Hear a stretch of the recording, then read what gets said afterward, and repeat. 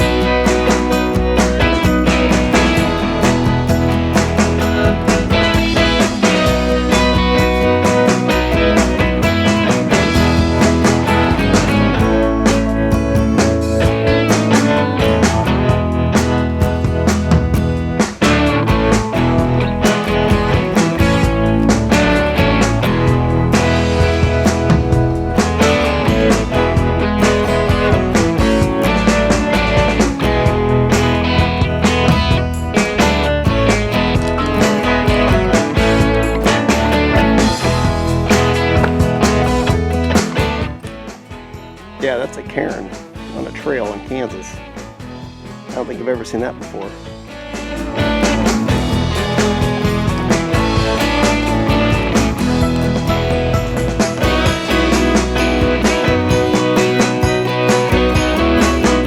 Yeah, there's even columbine along the trail.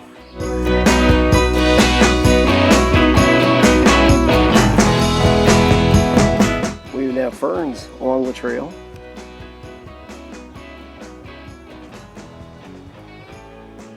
Ferns, violets, Virginia creeper, all sorts of stuff.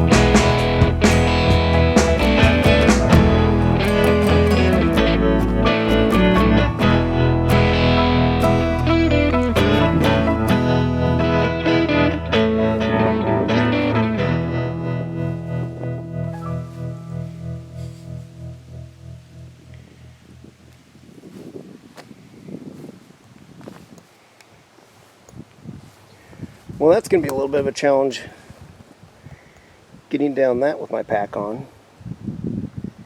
I think I'm going to have to take it off.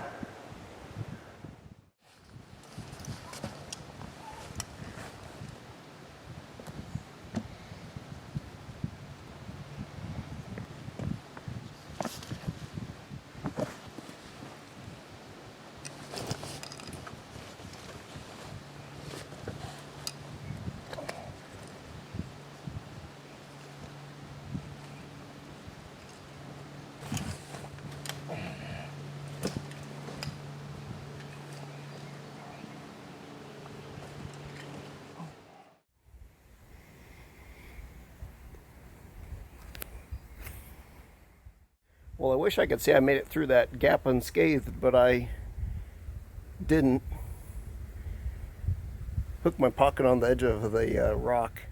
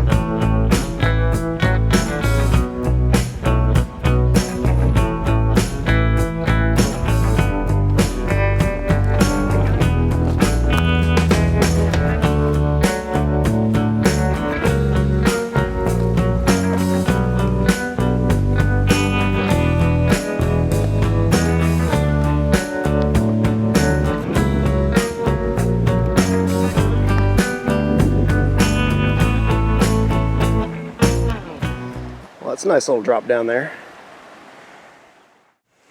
It's definitely nice to be out where there's some breeze. It's kind of steamy back in the trees where the air is not moving. Definitely nice here, pretty breezy. Feels really good.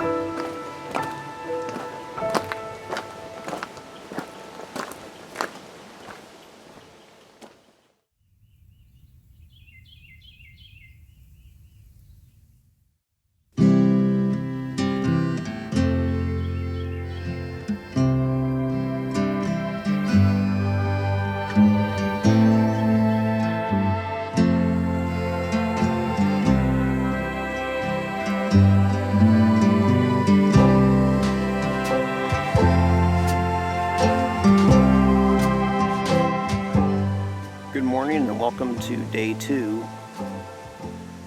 I have to admit I did not record anything last night whatsoever. Yesterday wasn't that great of a day, to be honest with you, at least the later part of it. I think I'll explain the whole situation later, but by the time I was in camp here and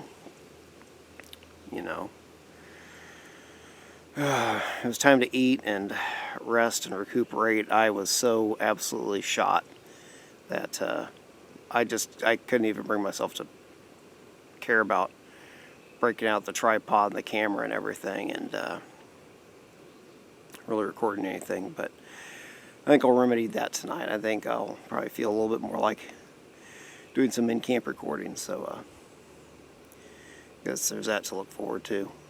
But going to make some coffee and some oatmeal and get my stuff packed up and get headed down the trail. Probably have about 6 or 7 miles to hike today, so it'll be overall easier than yesterday. Yesterday was pretty rough.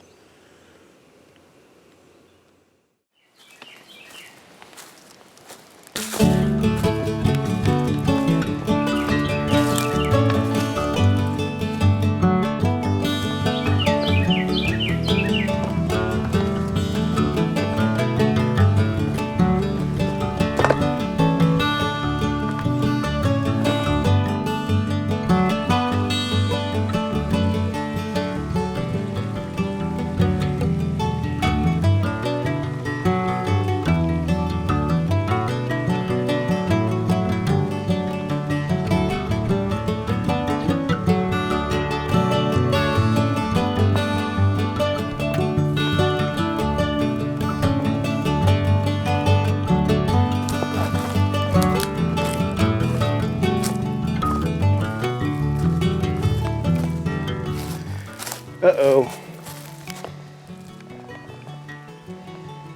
There's the trail over there. See the blue blaze there? Yeah, this water really shouldn't be here. The lake's up about 9 or 10 feet, so there's a few sections like this that are flooded out, so you just have to hike around them. And this one, you can probably tell why, was the worst of the 4 or so hike around flooded areas that I had to do yesterday. That's when you have to go along this bank and up a ways and kind of bushwhack through some plants and stuff. I didn't find any snakes yesterday, so that was a good thing, and the poison ivy was at least usually avoidable. But I'm going to launch off on that. See you on the other side. I made it to the other side.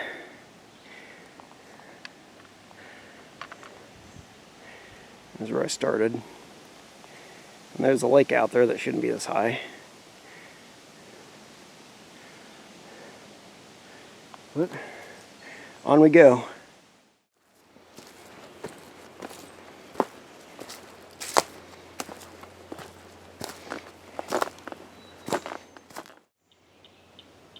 Well, another one of the flooded out sections. Trail's just over there. It's really not a very wide section, but you still have to walk around it, obviously. It's kind of a flooded mess. But I think that, if I remember correctly, this is the last of these that I'll have to do. And I guess this is the one with more of the plants you have to walk through. That stuff over there. But let's get this over with, I guess.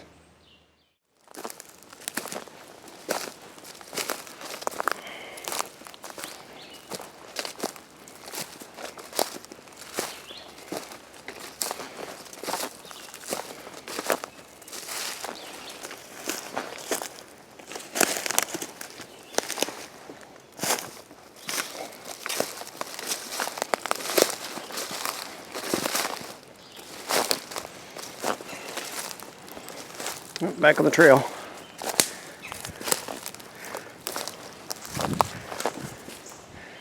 So long flooded trail sections. I think I'm done with them. And if there is one more section, it's a really easy section. Can't quite remember, but I think I'm done with them.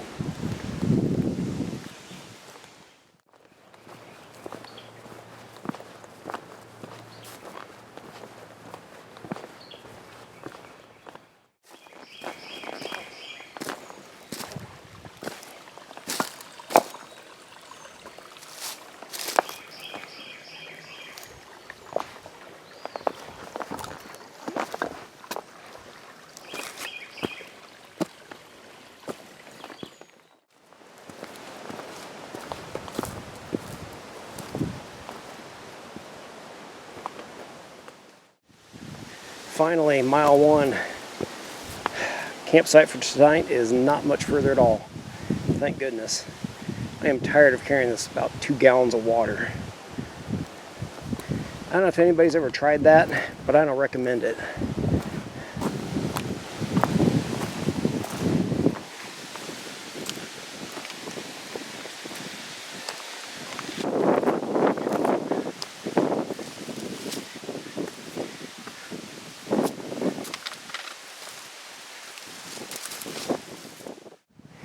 Yeah, have to climb through this little gap again that you can't carry your pack with.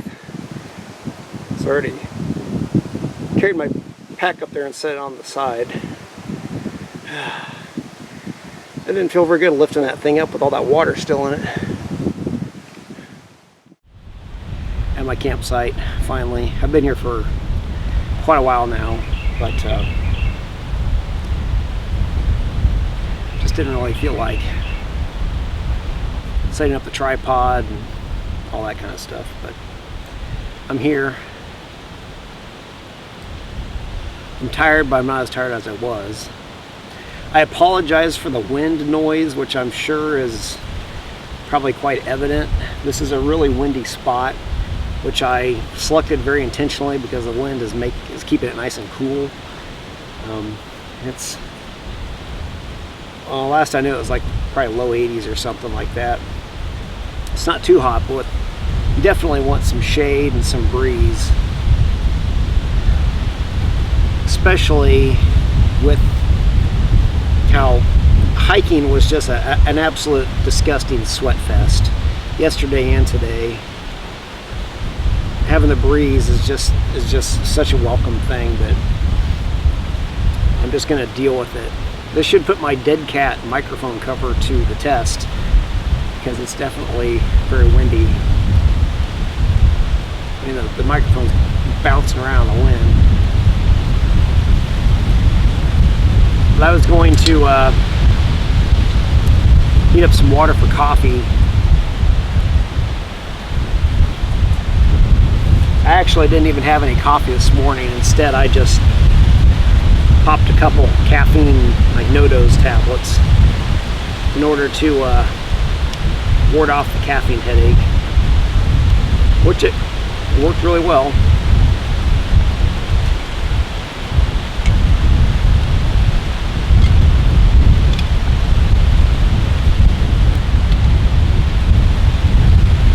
I'm going to use my MSR Pocket Rocket Deluxe stove.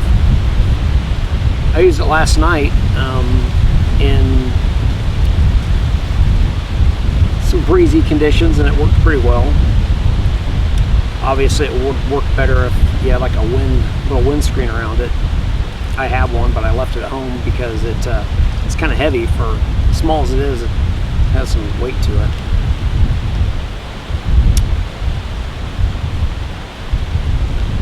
But yeah, it's a pretty good stove.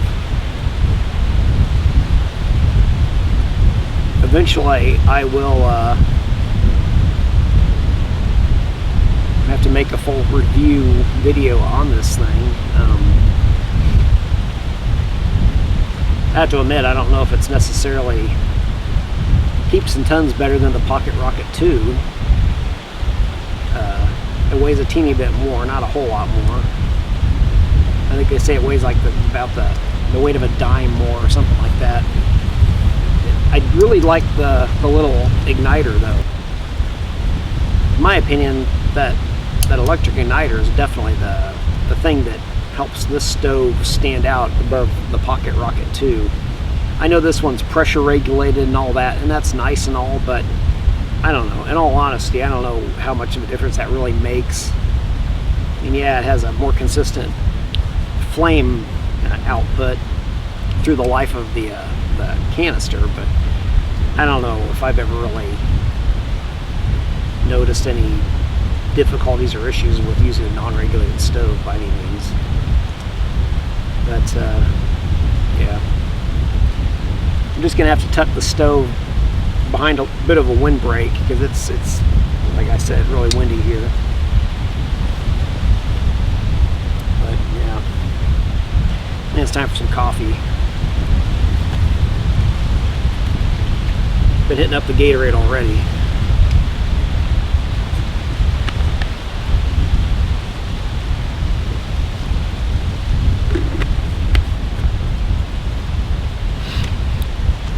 Like I think I mentioned before on camera, maybe I didn't, but today I carried, I think I started out with a little over 2 gallons of water in my pack, and I can't remember how much a gallon of water weighs. I'll have to put a little notation here on the video, but a gallon of water is pretty heavy, and not only did I have one of those, I had two of them, and yeah, it made for a very heavy pack. I did as good a job as I could trying to select gear that would allow my pack to be as light as I could get it, and then I went and added a whole bunch of water on top of it, which kind of negated all that weight savings. But this trail here, when I was researching it, some things said, you know, make sure you bring enough water because you can't count on water sources along the trail and stuff like that. And I knew that there's the lake that you can't get down to it in spots pretty reasonably, but I don't know if any of you have ever seen Kansas lake water, but it's oftentimes well, this lake is pretty brown and murky. A lot of Kansas lake water is not pristine whatsoever. It's a lot of agricultural runoff and all sorts of stuff. It's just, it would never be my first choice to drink. Yeah, I mean, you could treat it and all that. It would be safe to drink from a pathogen standpoint, but it's still kind of nasty to drink. It probably doesn't smell good or taste good or any of that.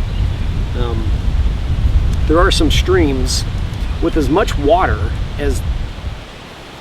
with as much rain as we've been having in Kansas pretty much all spring. There are several streams that you cross which had water in them that was nice clear water, and I did kind of debate ditching, you know, my heavy water that I brought with me and just filtering and purifying some of that stream water, but I decided just to stick it out with the water I lugged out with me, because I don't know, if nothing else, it would just taste a little bit better. And there are some, I was looking on the map before I came out, some of the streams where that water comes down, some of them do go through agricultural fields, which might have fertilizer, pesticides, stuff like that in them. Some of the other ones just kind of look like pasture land, which that wouldn't bother me near as much as drinking stuff that, you know, it's just flat out agricultural runoff. But anyway, there are some streams. I passed a guy who was backpacking yesterday, and based on what he said about how, well, said something like, you know, thankfully with all the water, even though some of the sections of the trail are flooded, he's the one that told me about the flooded out sections of the trail. But he said, you know, even though it's annoying you have to go around that, he said that it was nice that at least you could get water from those streams and you didn't have to rely on filtering it out of the lake. So I think in my mind, that guy was just of this mindset that he was not going to carry tons of water with him. He was going to, one way or the other, get it along the way, which I assume he's quite possibly gotten water out of the lake here before. I assume he's probably been here before. But I just, I didn't really want to do that. So instead I carried an insanely heavy pack full of water. But anyway, all that water hauling is over now. Tomorrow I'm gonna hike out. There's less than a mile to go to the trailhead. I'm gonna take maybe a liter, maybe half a liter, and just dump everything else out that's left over in the morning and be done with it. What I did when I came out was there's a road that accesses a trailhead that's kind of midway along this trail. The trail is about 15 miles long, but at about a little over the 9-mile mark, there's a trailhead there. So I drove out the night I got here. I just spent the night at that trailhead, and I stashed those 2-gallon water containers back in the trees somewhere where I knew I could find them. So that was yesterday why I had to get out there and get to that water. Where I camped was just before about the 8-mile mark. So I still, once I dropped my pack, I had to go that extra about 1.3 miles or so to where my water was. And I was already completely beat and exhausted, but I felt it would be better just to go get it than to try to do it this morning. And I'm really glad that I did it yesterday and got that over with. As horrible as I felt afterwards, I think it was worth having an easier day today. I had a couple of these water containers with the little plastic handles on them. I mean, I've flattened them, but yesterday I took a little bit of water with me. I took my trekking poles and a couple of straps off of my pack, thinking that I'd somehow carry them back that way. And what I did is I took my trekking poles, kind of put them both together, put a strap on either side, and wound up holding those gallon water jugs that way, and put the trekking poles over my shoulder, and then kind of held the water jugs. And that was a decently tolerable way to carry them. It still wasn't that comfortable because I had the poles digging into the back of my neck, and had the little adjustment,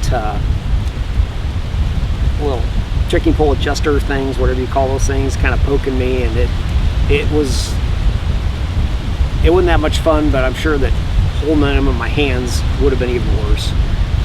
But through what really felt like a heroic effort yesterday, I got my water.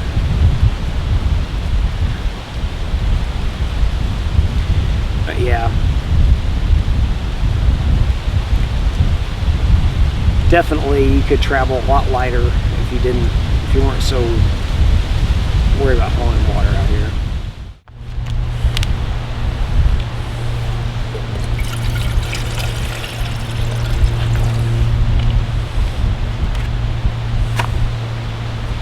Yeah, lighting a stove next to your gear is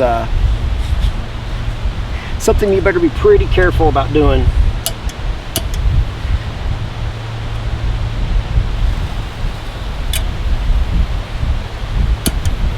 There we go. It's one of those things that even if I actually do it on a video, I wouldn't really recommend you do it. I want to keep a close eye on this. Pretty sure my pack is not going to fall over onto my stove or anything's going to roll, but still.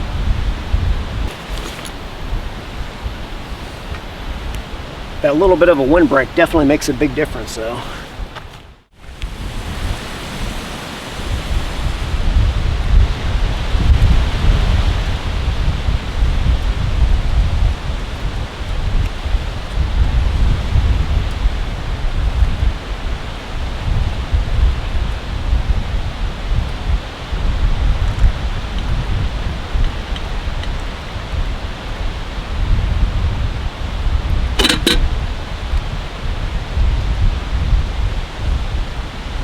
Yeah, just doing the Folger singles thing. Thought maybe this would be a little bit lighter weight option.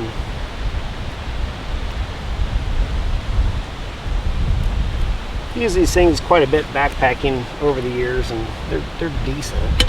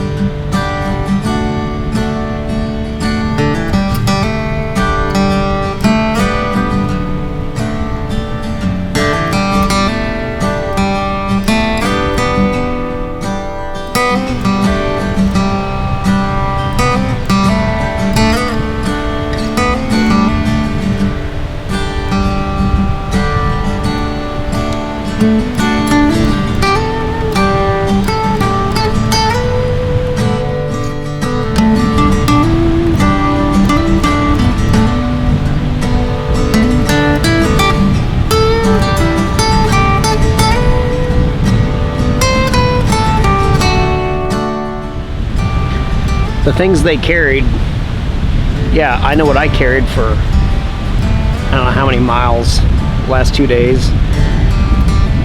Carried too much weight. Guess it's fitting that I brought this book. I suppose it's late enough, I might as well start heating up my food for the night.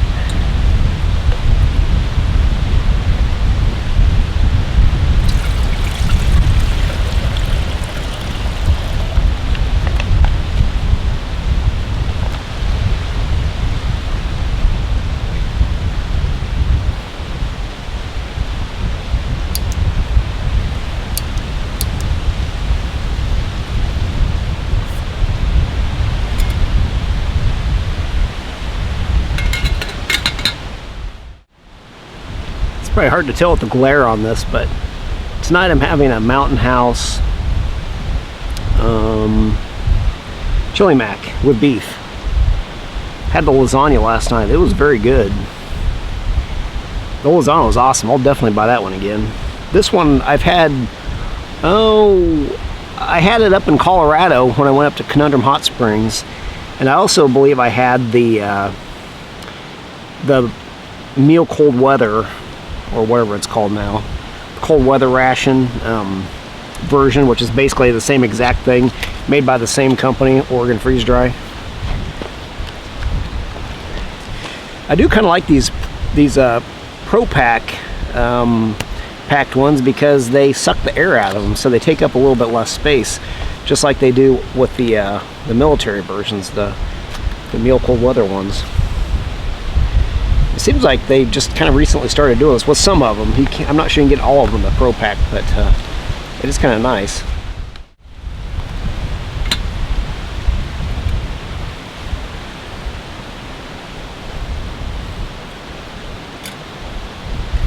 Somehow my windscreen isn't working as well this time. I need to do something to help that.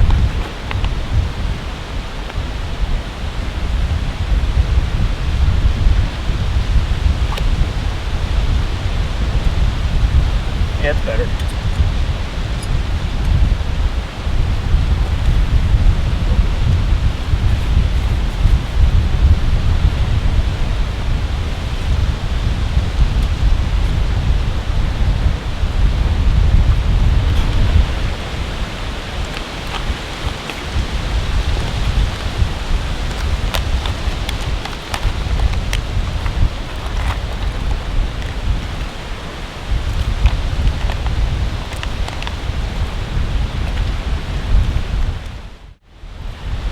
Should be a pretty good evening.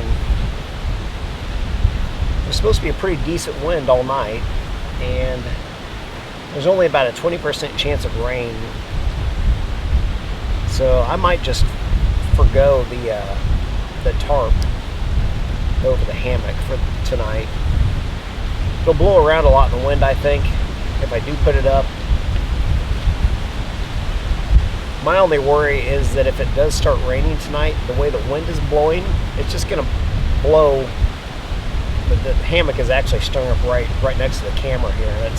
The wind's basically blowing along the length of the hammock. So if I set up the tarp, rain's just going to basically blow right in it, which I knew that when I set up the hammock, but I also knew that the chance of rain isn't very good tonight. Tomorrow morning, though, there's definitely a better chance as the morning goes along.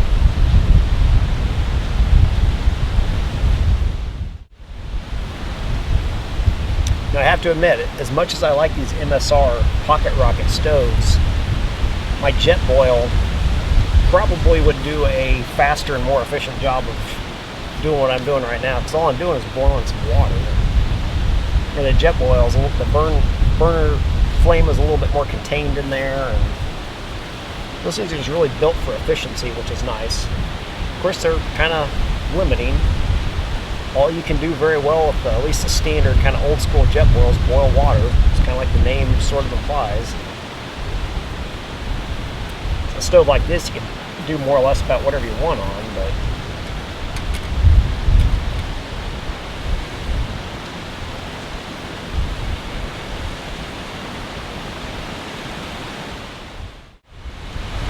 I do like the combination of this GSI, how you like tea kettle, whatever they call it.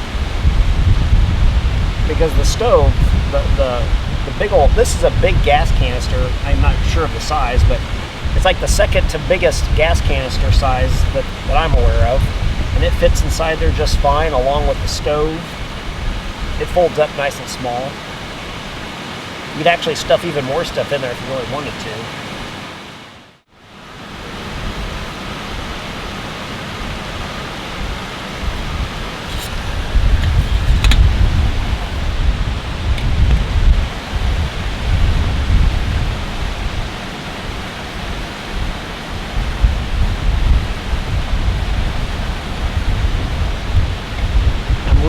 Really loving the breeziness of this campsite compared to the hot, sweaty hiking I've been doing the last 2 days.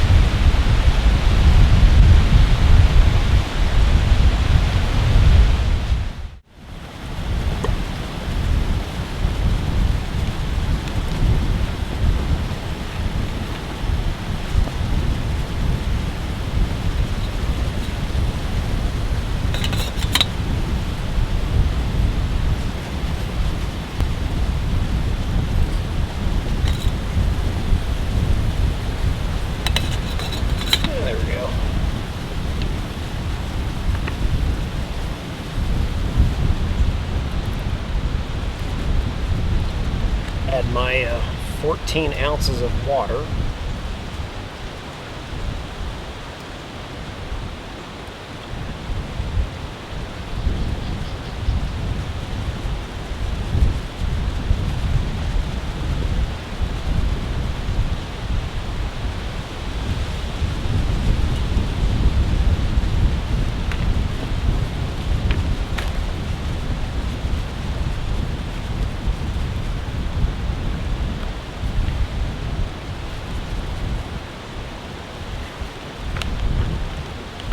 That a good stir.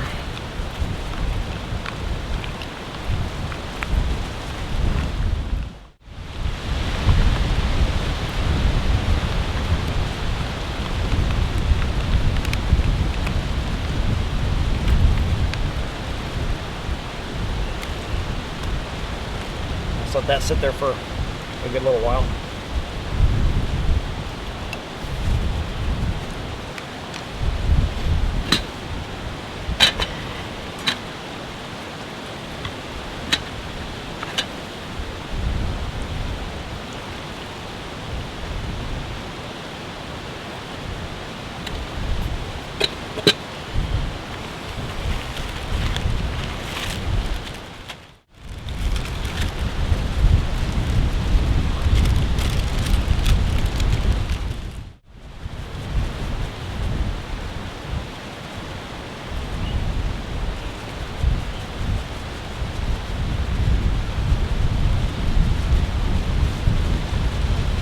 Might as well make some more coffee.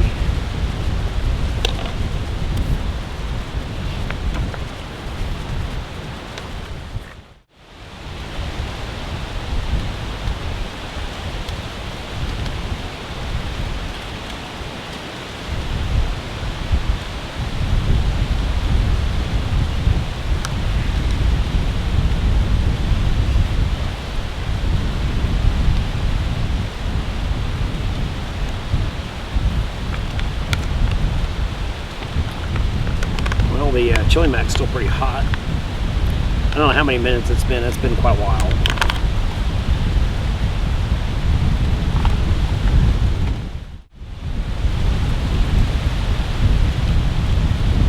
So it's ready to go.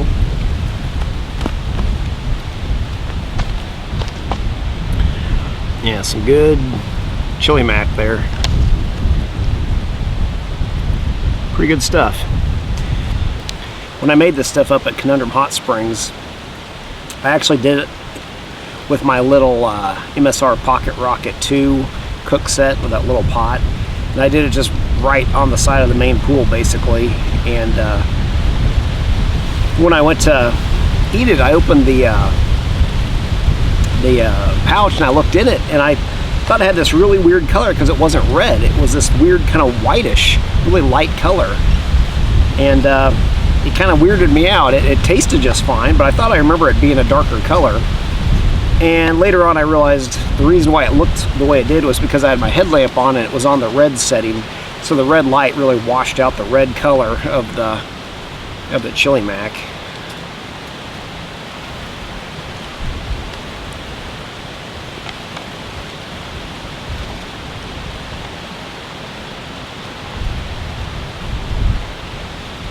Some good stuff though. Good hearty meal.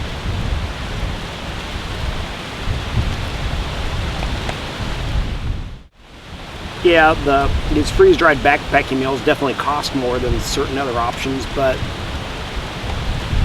you know, they're lightweight, and one nice thing about them is if you're going to pack light,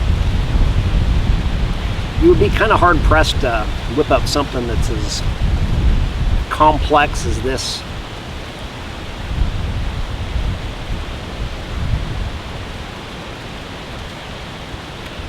I guess as I see it, if you do spring the money for the backpacking meals, you're probably going to have food that's a little fancier than what you would have come up with otherwise. And this is a lot better than a ramen noodle cup, which that's a possibility. I could have brought some of those. I've definitely done it backpacking before. They're not bad. They have plenty of calories in them and all that, but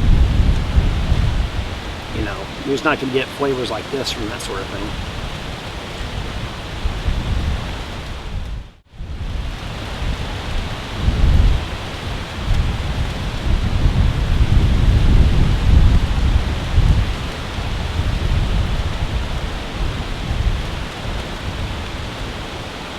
Last night, the place I camped at, it had some breeze. It wasn't anywhere near as breezy as this, but it was tolerable anyway.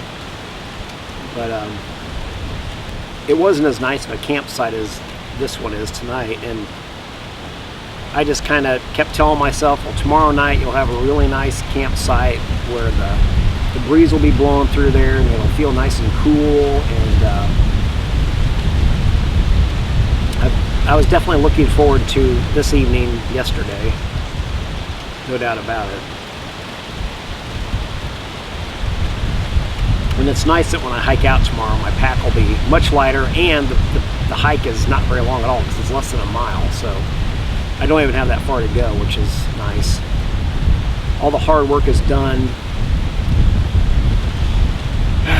It's been a good little trip, that's for sure. I mean, it definitely kicked my butt in ways that I didn't really expect it to. This trail is definitely pretty rugged, there's no doubt about that.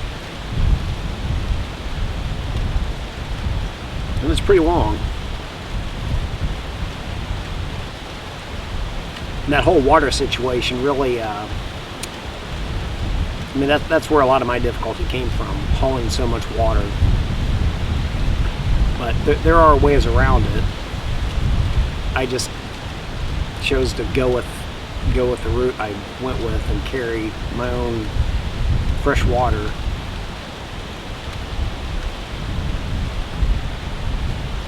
Now that I survived all that, I guess I can say I don't really regret it, but at the same time, I don't think I'd go back and do it the same way again.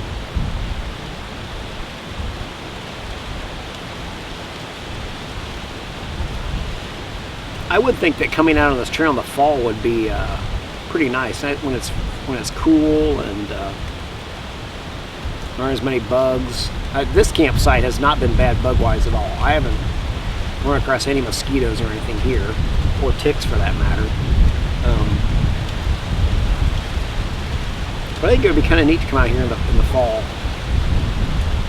when you're not sweating so much hiking around and all that sort of thing. One problem with the fall season, though, might be that the clear streams that I did pass, they might not be running that time of year.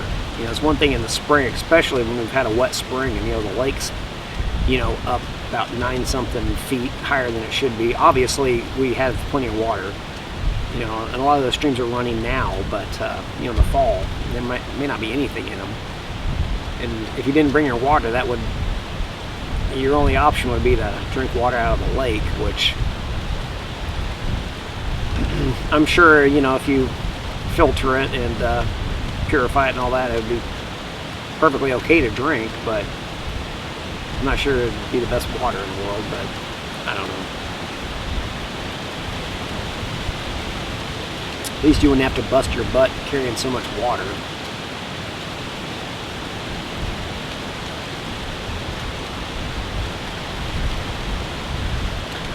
But yeah, you know, there's backpacking to be done in Kansas, believe it or not. Multi-day backpacking, where you're in trees most of the time. Not all the time, but on this trail, the vast majority of it is under tree cover, which is nice. Gives you some shade from the sun.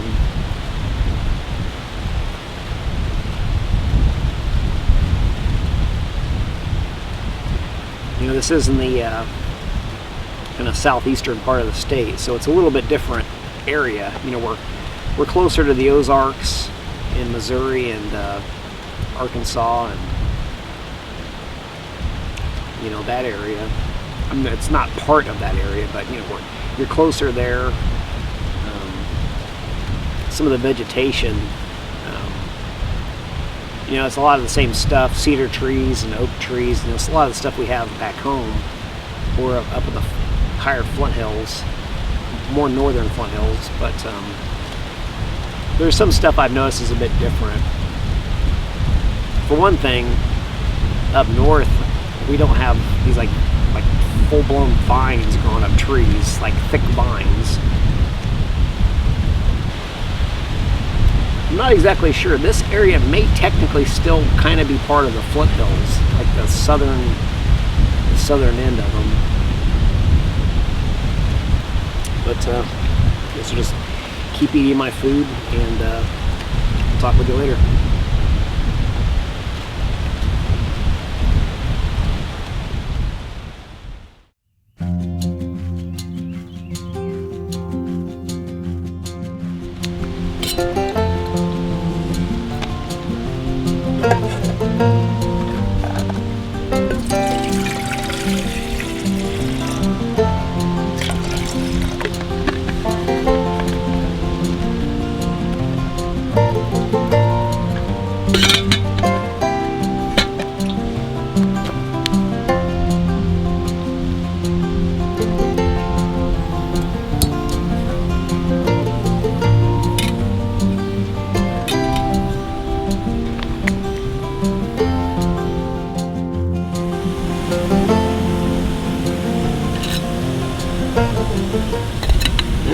Boiling already.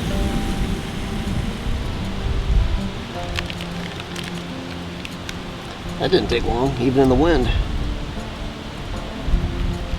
Or with the wind, I had a wind block, obviously.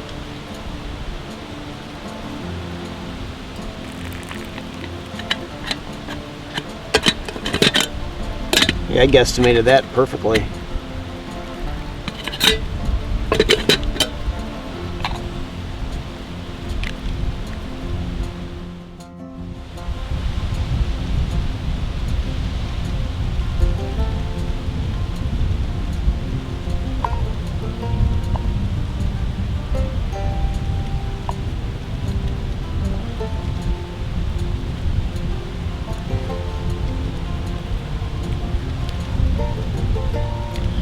More Folger singles coffee.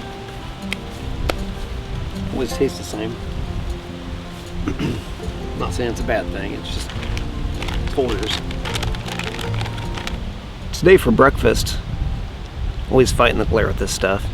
Today for breakfast I'm going to have some of this dehydrated granola with milk and blueberries. That's another Mountain House product made by Oregon Freeze Dry. And then this is one, the color, the brown color, is because I pulled this out of an MRE several months back. Can't even really remember when, but I figured I would save it sometime when I was out backpacking or something, so I'm gonna finally eat it.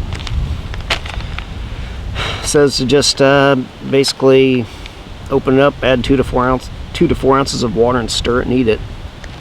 So, you know, just another, add water to it in the package, stir it up and eat it right out of the package sort of deal, which helps, you know, contain the mess.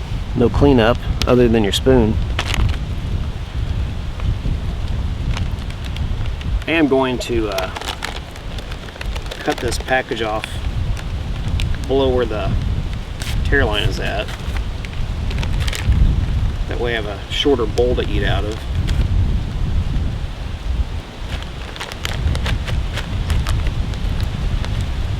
Love the oxygen absorber.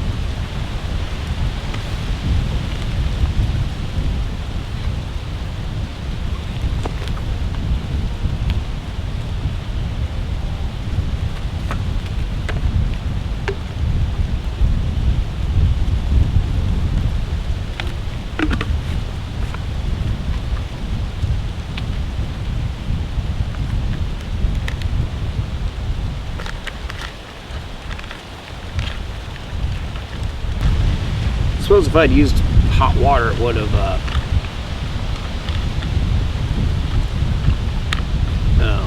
probably be rehydrating a little bit quicker than it is.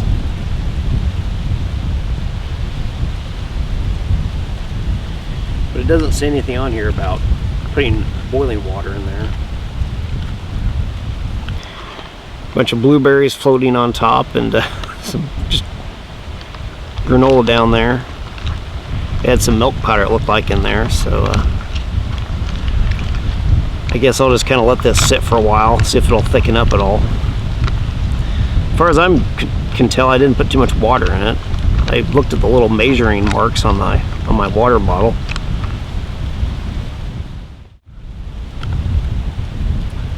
Well, it's been a few minutes, and this has thickened up some, but it's still pretty soupy. That's all right. I can just kind of sip the soupy part off of it pretty easily.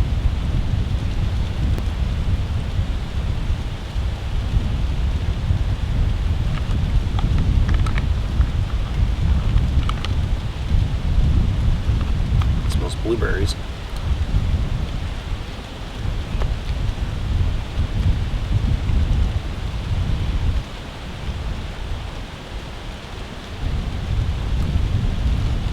Pretty decent. You have noticed, I think a lot of times when I try food on camera, I usually always say it's pretty good, like almost all the time. Yeah, it's pretty good. It's really are pretty good. Yeah, it actually tastes pretty good. Tastes pretty good. Tastes pretty good, but it does taste kind of fishy. So saying pretty decent was a little change. For what it's worth.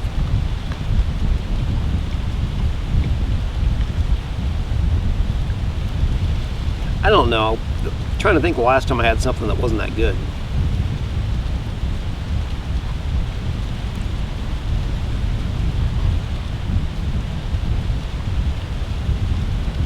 I will say that one time I went out and did that German lunch video, the type of mustard I brought to put on those bratwursts really wasn't the right one.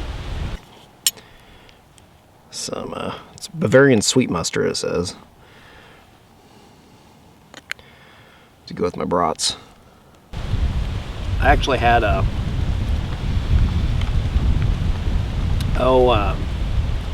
Tor's channel for I'm not sure how you pronounce it in German.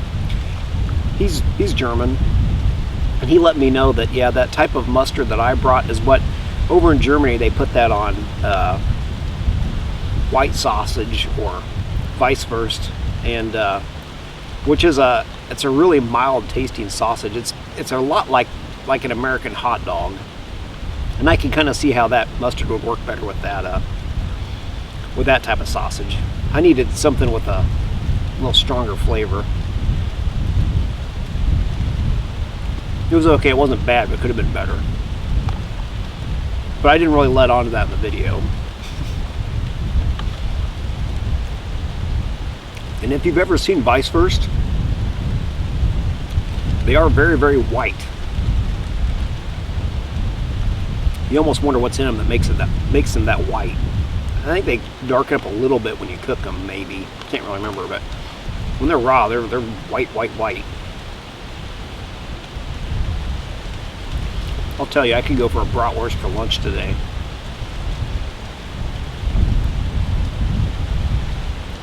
Problem is, I don't think that'll happen. I'm dirty. I'm sure I smell pretty ripe, although I probably smell better now that I have changed t-shirts. But I don't... I think I have to limit where I go on my way home. It's about a 3-hour drive back home from where I'm at here. Because I have to drive from, you know, the kind of southeast quadrant of the state up to the north central quadrant, or, well, whatever you call it, the north central area where I live in Salina.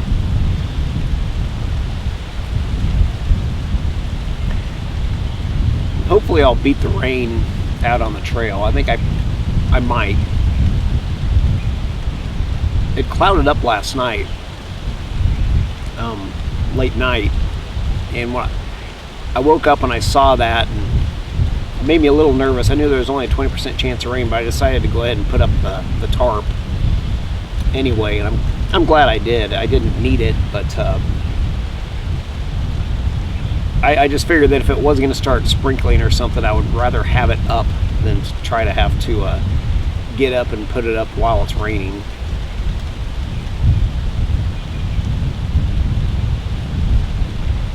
I finally got a new tarp for my hammock set up. I got it from Outdoor Vitals, the company that I bought a few things from, like the underquilt and the little lightweight suspension slings for my hammock. I've been very happy with their stuff. They sold it at a good price. It's good quality, lightweight gear. So yeah, I finally used that on this that tarp on this trip, and I've been happy with it. I do think that eventually I'm going to buy a hammock tarp that has sides on it on either end. It's kind of hard to just describe easily, but to where you can kind of close it up. That way, if you are in a storm, the rain won't just blow sideways right at you, at least from the door ends. I think a tarp like that would be helpful in some situations because, you know, I've been out many times where the rain is blowing such that it's, you know, it comes, even if you have a tarp over the top of you, it's coming in sideways and getting you, or blowing through like the kind of the A-frame door ends, if that makes sense. But I'll definitely continue to use this tarp, you know, in situations where I'm not fearing this crummy weather. Because this will definitely, if it's just gonna, if it's a decently gentle rain, I think this tarp will do a good job of keeping you dry. Those hammock tarps that I see a lot, which are kind of like a square, and they're just almost like this square diamond configuration where you have one end on either end like anchored to the tree, and then there's one corner on either side that's staked out. Those, every time I look at those, I always ask myself the question, how dry do those keep you if it actually rains? Because, you know, if the rain's straight down, you wouldn't have any problem, but how often does it rain straight down? I don't know, maybe it's just a Kansas thing. Usually when it rains in Kansas, it's not coming straight down. I mean, you can tell, or you can probably tell from the wind sound on this video, Kansas is a windy place. Here's a little bit of trivia for you. Kansas was named after the Kansas Indians, and their name meant people of the south wind. And that's exactly what we got going on here today, is south wind.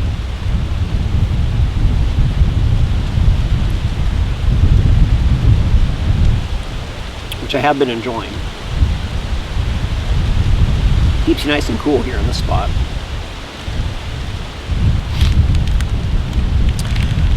But I think I'm going to draw the talking to a close here for this video. Yeah, this is the morning of, I guess it's the morning of day 3 after my second night I've spent overnight on the trail here. And shortly I'll be hiking out back to the trailhead, back to my truck, and heading home. And yeah, this was my little solo multi-night backpacking excursion on the Elk River Trail here at the Elk City Reservoir in Kansas. I think I'm in Montgomery County. I think that's right. Chautauqua County is the county to the west of me. Well, I hope you've enjoyed this video. If you did, hit the like button. And if you want to see more of my videos, be sure to subscribe and click the little bell icon to get notifications when I post new videos. Share this video if you know somebody that might be interested in it. And from one of the more interesting outdoor locations in Kansas, the Elk River Trail, this is Gareth with Mountaincoffee Outdoors. I'll see you next time.